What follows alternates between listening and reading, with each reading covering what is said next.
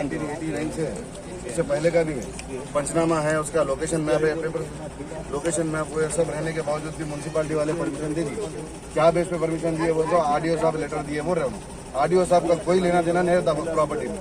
एक बार अगर वक्त को अगर प्रॉपर्टी कोई चलेगी तो क़यामत तक, जब तक दुनिया है, जब तक वो वक्त की प्रॉपर्टी रहती है। पैसे ले लेके वहाँ पे परमिशन दे के वहाँ पे वक्त की प्रॉपर्टी को खराब करने की कोशिश कर रहे। ये क्या है साहब, आप देखिए।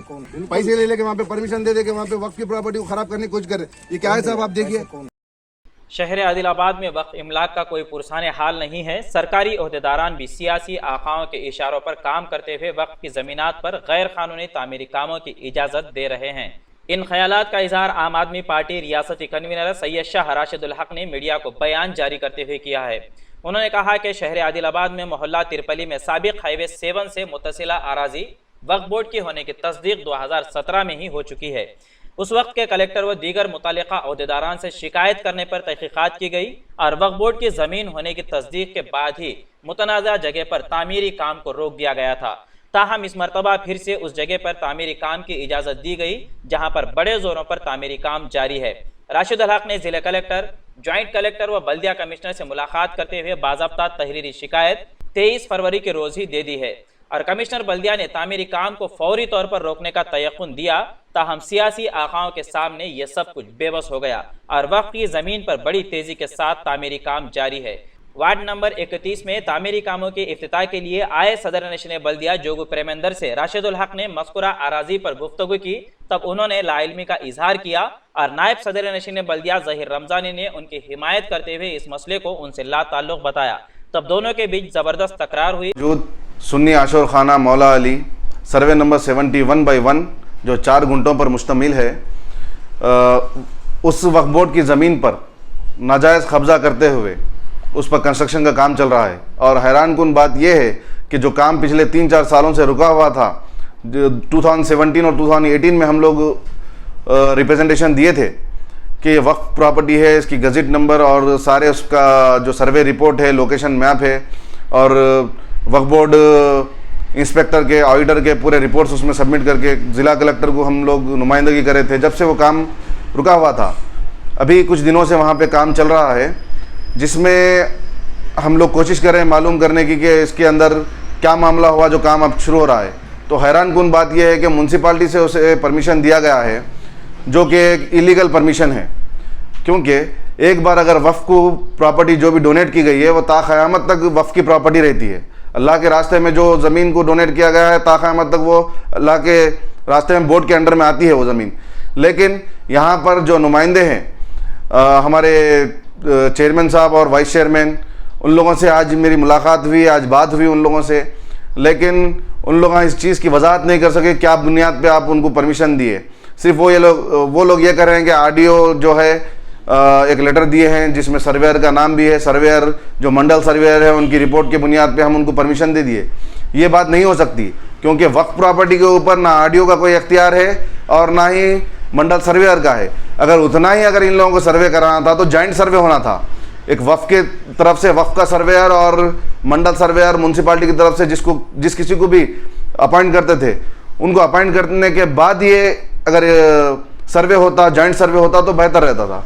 इस बारे में हम लोग टाउन प्लानिंग वालों से जब बात करें, टाउन प्लानिंग वालों का ये कहना था कि एमएलए साहब बोले इसलिए हम लोग कर रहे, तो हम जोगू रामाना साहब से और चेयरमैन साहब से, वाइस चेयरमैन साहब से हम यही गुजारिश कर रहे, यही पूछना चाह रहे, सवाल कर रहे हैं उनसे कि आदिलाबाद की आवाम आपको जो जिताई, जो वोट दी, उसका खामियाजा, उसके नतीजे में आज आप वक्फ प्रॉपर्टीज़ को नुकसान पहुंचा रहे। पहले वक्फ प्रॉपर्टीज़ आदिलाबाद में कम है, उसके ऊपर भी इंक्रोचमेंट होकर है और यहाँ पे वक्फ बोर्ड की तरफ से कोई नुमाइंदा नहीं है, यहाँ पे कोई वक्फ बोर्ड इंस्पेक्टर नहीं है, कोई ऑडिटर नहीं है। कई सालों से लोग परेशान हैं, अपनी फरियादें लेके डिस्ट्रिक्ट माइनॉरिटी वेलफेयर ऑफिस जा रहे, कलेक्टर के पास जा रहे, सीईओ साहब को भी नुमाइंदगी कर रहे, वक्फ बोर्ड सीईओ उनको भी नुमाइंदगी हम लोग कर रहे हैं, लेकिन कोई हम लोगों को रिस्पांस नहीं मिल रहा है। तो हम फिर से एक बार गुजारिश कर रहे हैं एमएलए साहब से, आपका सियासी करियर अभी बहुत ज़्यादा है, आप समझ जाइए अब, नहीं तो आने वाले हालात बहुत ही ख़तरनाक होंगे, लॉ एंड ऑर्डर का प्रॉब्लम होगा आदिलाबाद में। हम आपको वार्न कर रहे हैं कि वक्फ बोर्ड की प्रॉपर्टीज़ को किसी भी तरीके से इलीगल नाजायज़ कब्ज़ा करने हम लोग नहीं देंगे। और वाइस चेयरमैन साहब का भी इसमें बहुत बड़ा रोल है, उन्होंने भी ये पूरे मामले को जो परमिशन दिया गया है एमएलए साहब की और चेयरमैन साहब की हिमायत कर रहे, ये वाजे करिए आप क्या बात है, क्या बुनियाद पे आप परमिशन दे दिए। ऐसा कैसा आप एक वाइस चेयरमैन रहने के बावजूद भी म्यूनसिपालिटी से कैसा परमिशन मिला लोगों को, आप बताइए ये चीज़ को। आप यहाँ पर हम गवर्नमेंट से ये अपील कर रहे हैं, वक्फ बोर्ड CEO से भी ये अपील कर रहे हैं कि आप फौरी तौर पे यहाँ पर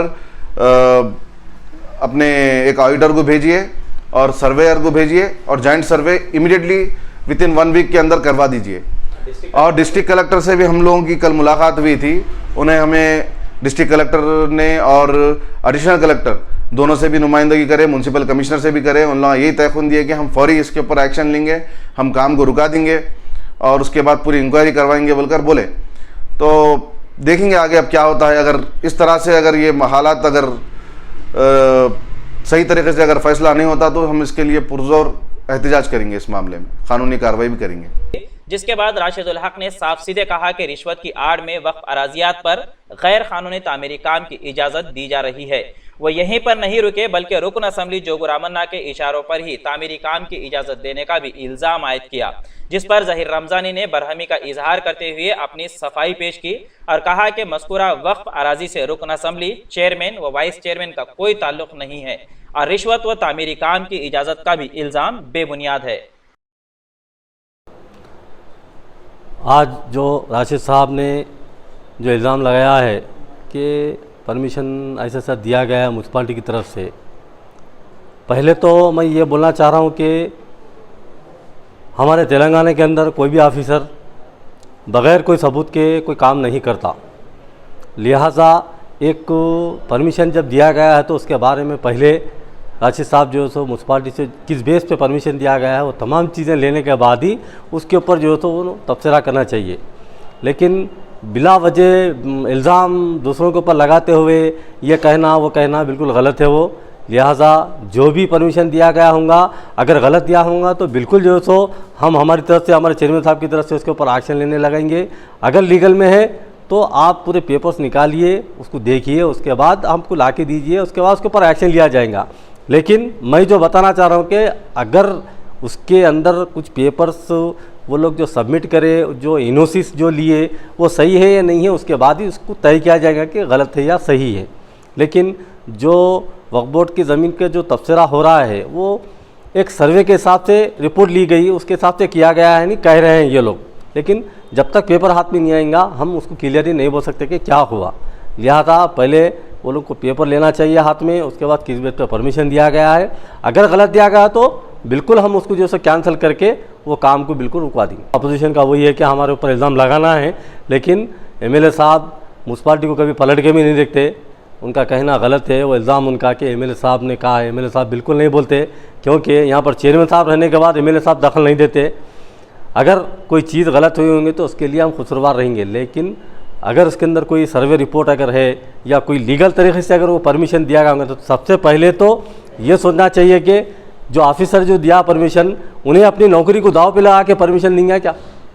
तुम्हारे जो भी 20-25 हज़ार रुपये जो है वो क्या ज़िंदगी भर उसके काम में आने वाले हैं? कोई भी जो है सो ऑफिसर अपना हाथ काट के नहीं देता। लिहाजा पहले पेपर्स लेके उसके बाद जो है सो आप इल्ज़ाम लगाइए। और रूलिंग गवर्नमेंट में रहने के बाद तो हमारा नाम आना है, एमएलए साहब का इसमें कोई दखल नहीं है, ना चेयरमैन साहब का दखल है। वो लोग डायरेक्ट जो है सो आरडीओ से बात करके इनओसी ला के कुछ करे सो है। लिहाजा आप पेपर लेके काम कीजिए। इंडिया समय पर मज़ीद दिलचस्प प्रोग्राम्स देखने के लिए आप लॉग इन कीजिए हमारे वेबसाइट www.indiasamay.com। लाइक कीजिए हमारा फेसबुक पेज @IndiaSamay17 और सब्सक्राइब कीजिए हमारे यूट्यूब चैनल इंडिया समय को।